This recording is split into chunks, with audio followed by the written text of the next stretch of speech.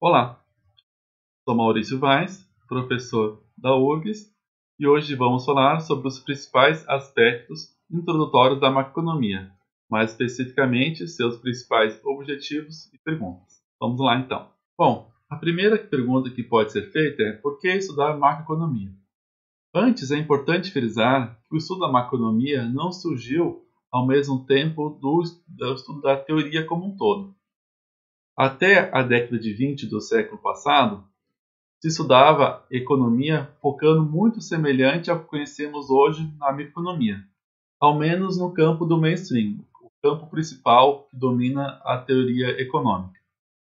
Bem, ainda nessa década, o economista John Maynard Keynes, na verdade ele era, além de economista teórico, ele também trabalhava para o governo e tinha outros trabalhos também, uma pessoa muito ativa em diversos ramos de atividade ligados à economia. Bom, ele já iniciou seus estudos sobre a dinâmica econômica, mais especificamente sobre a moeda, ao longo da década de 20. Mas foi após a crise de 29 que seus estudos ganharam corpo, até a publicação da sua principal obra, que é a Teoria Geral de 1936. Bom, então vamos recorrer a essa obra para explicar os principais motivos de se estudar macroeconomia. Então vamos pegar um trechinho aqui e o Keynes diz o seguinte: os principais defeitos da sociedade econômica em que vivemos são a sua incapacidade para gerar o pleno emprego e a sua arbitrária e desigual distribuição da riqueza e das rendas. Bom, então estudar os motivos que isso acontece é o que leva à necessidade ou à importância de se estudar macroeconomia. Então, nesse sentido, vamos levantar as principais questões da macroeconomia.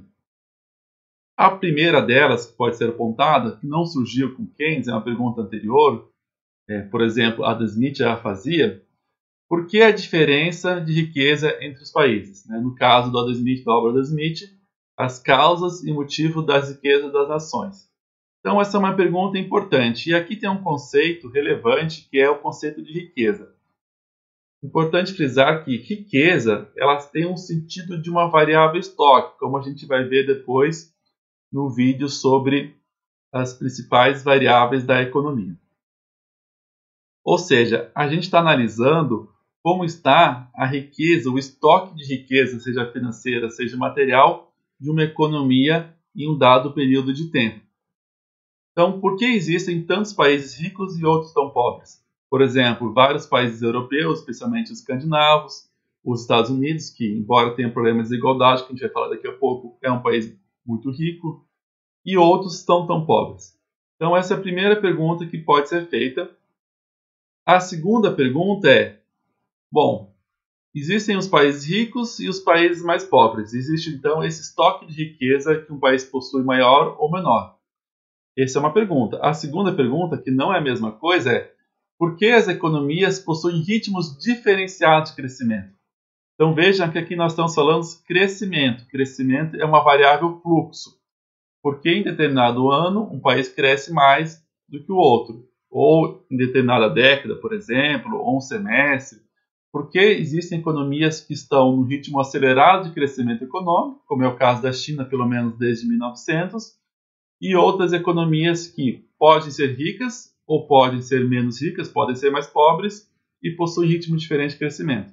Então vejam que não há uma analogia perfeita entre ser rico e ter crescimento econômico ou ser pobre e ter baixo crescimento econômico. Na verdade, um país pode ser rico com baixo crescimento ou com rápido crescimento, e o contrário também é válido.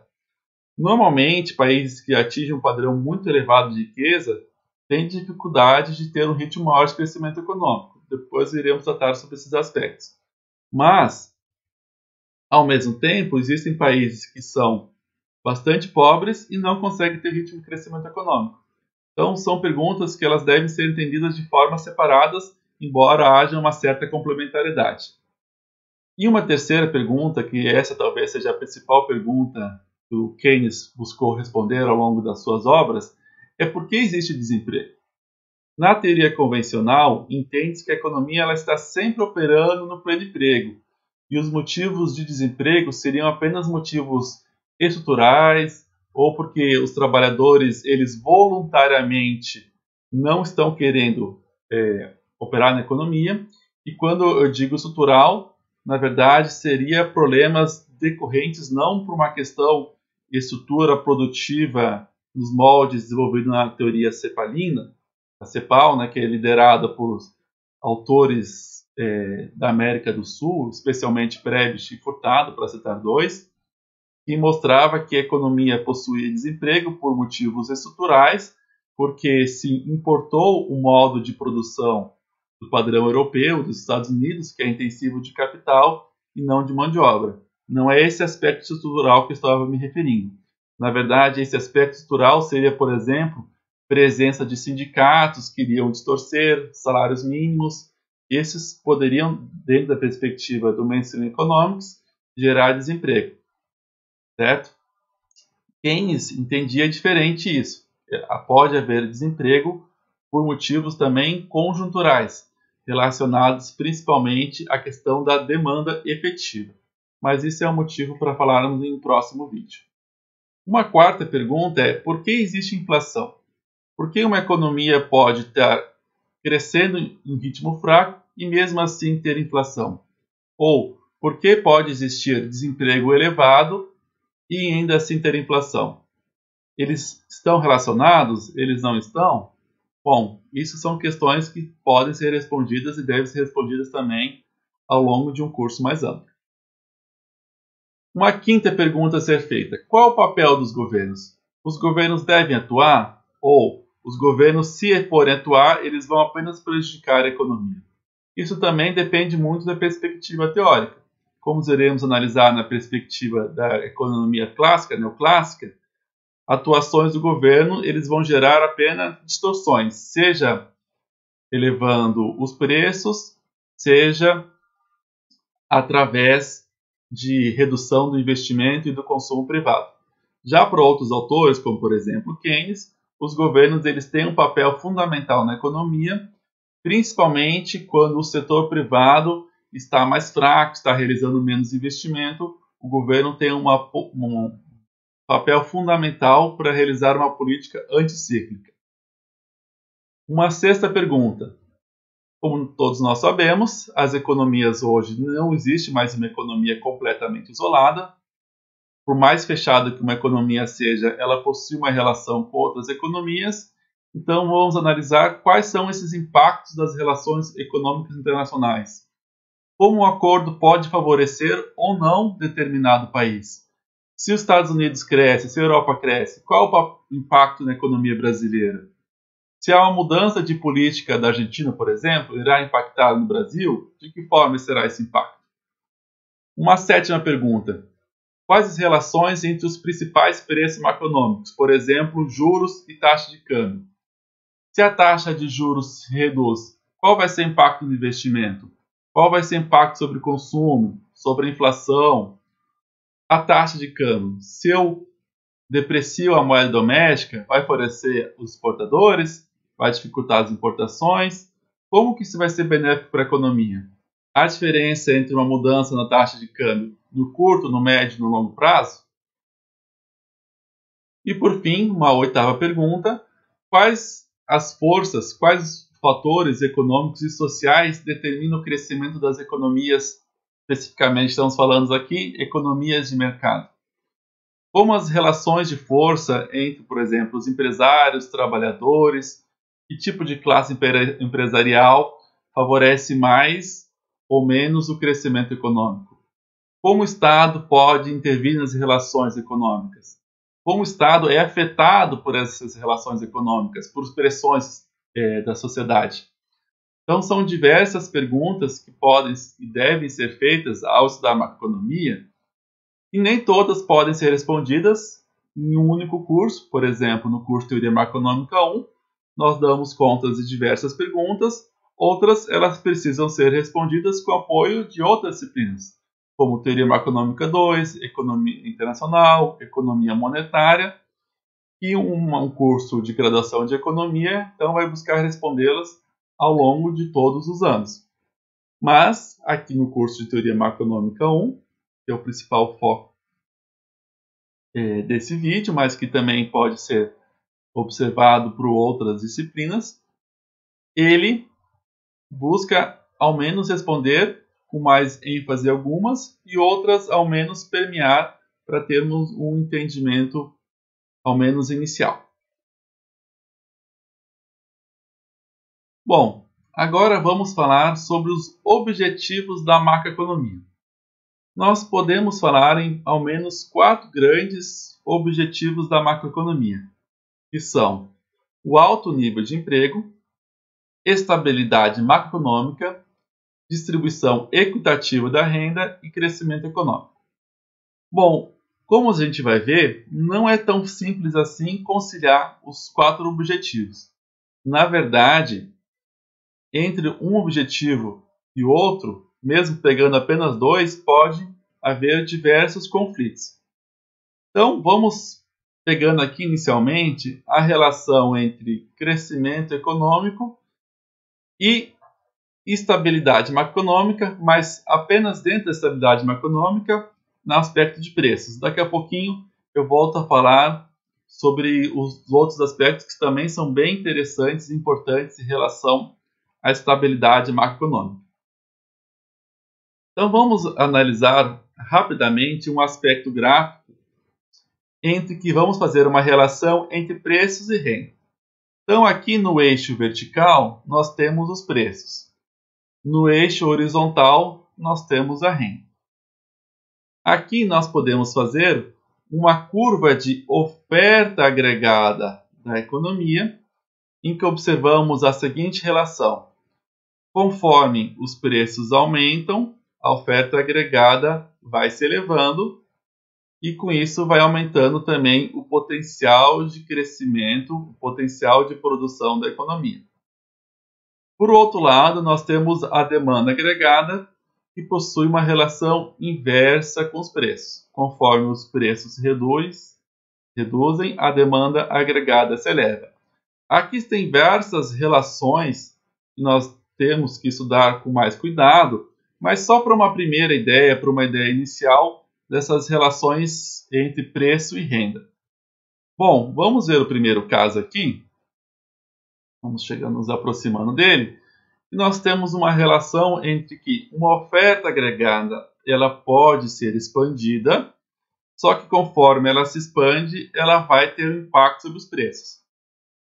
Então, digamos que haja um programa de expansão da demanda agregada pelo governo, seja a partir de uma política fiscal, seja uma política de expansão monetária, que nós veremos futuramente ambas as questões. Bom, esse primeiro deslocamento aqui, nós observamos que houve tanto um aumento da renda quanto um aumento dos preços. Então, digamos que aqui estava numa situação, uma baixa capacidade, na verdade, uma baixa utilização da capacidade produtiva, ou seja, consequentemente, eu gostaria de aumentar o crescimento econômico para também aumentar o nível de emprego, só que como contrapartida, eu estou tendo um aumento do desemprego. Bom, mas isso pode ser uma situação desejável, muitas vezes vai ser. A política econômica pode dar preferência para aumentar o emprego e o crescimento econômico, mesmo que tenha que abrir um pouco em relação à inflação, ou seja, o aumento dos preços. Agora, nós temos outras duas possibilidades de relação entre crescimento econômico e o nível de preço. Bom, vamos então analisar uma outra possibilidade em que a oferta agregada ela está na vertical. Essa é uma possibilidade que está principalmente vinculada à teoria neoclássica do início do século XX, em que a oferta agregada seria vertical, tanto no curto quanto no longo prazo. Então, podemos observar aqui que, caso haja uma expansão da demanda agregada, por qualquer objetivo que seja, terá como único impacto, vamos lá, não ficou muito bom, mas só para termos uma ideia inicial, o único impacto será sobre o nível de preços. Ou seja, nós teremos, na verdade, vamos aqui,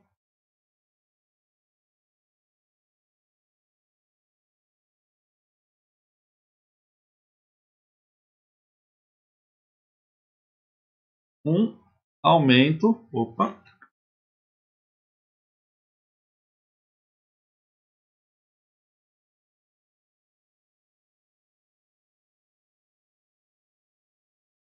aumento, apenas nos preços.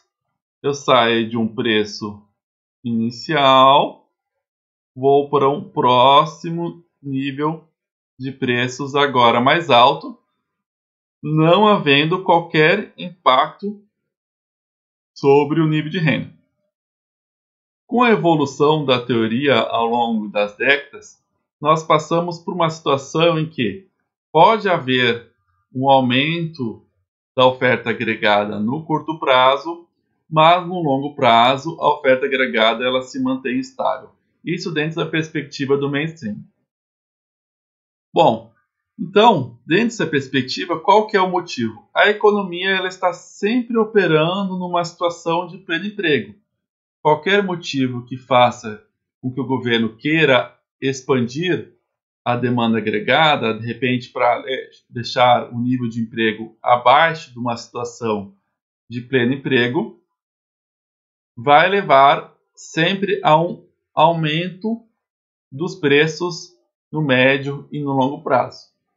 Isso aqui se analisa no curso de Teoria Macroeconômica 1, mas principalmente é dado com mais ênfase no curso de Teoria Macroeconômica 2. Isso, obviamente, com o principal público-alvo é o curso de Teoria Macroeconômica 1 da URGS, mas caso esteja vendo em outros cursos ou universidades, aí pode ter uma outra demanda, outra divisão de estudo. Bom, vamos ver um segundo caso em que a oferta agregada agora ela está na horizontal. Por que a oferta agregada pode estar na horizontal? Ela está representando uma situação em que, ao longo dessa reta aqui, a economia está operando abaixo da sua plena capacidade produtiva. Portanto, qualquer aumento da demanda agregada ela não terá um impacto sobre os níveis de preços, apenas sobre o nível de renda. Ou seja, possui uma relação exatamente oposta ao que nós vimos anteriormente. Então, vamos passar aqui uma nova demanda agregada. Ainda não peguei bem o jeito para se fazer as expansões da demanda agregada, mas vamos lá. Nós temos uma situação em que houve um aumento então da demanda agregada, novamente por um motivo de aumento da oferta de moeda, ou por uma expansão fiscal, ou por outros motivos que vamos falar em outros vídeos. E o único impacto então que nós temos é sobre o nível da atividade econômica. Nenhum impacto sobre o nível de preços. Então, nós temos a nova renda de equilíbrio. Voltou aqui. Essa era a renda inicial, essa é a nova renda de equilíbrio, já os preços não se alteraram. Bom, então voltando aos nossos objetivos da macroeconomia, vemos que essa relação entre crescimento econômico, alto nível de emprego e a questão dos preços, ela é mais facilmente observada a depender de qual situação na economia nós estamos. Então, por exemplo, se nós, dentro da perspectiva em que é possível que a economia não esteja operando sempre no seu plano de emprego, eu posso fazer uma política de incentivo de crescimento econômico que, consequentemente, eleve também o emprego, sem pressionar os preços.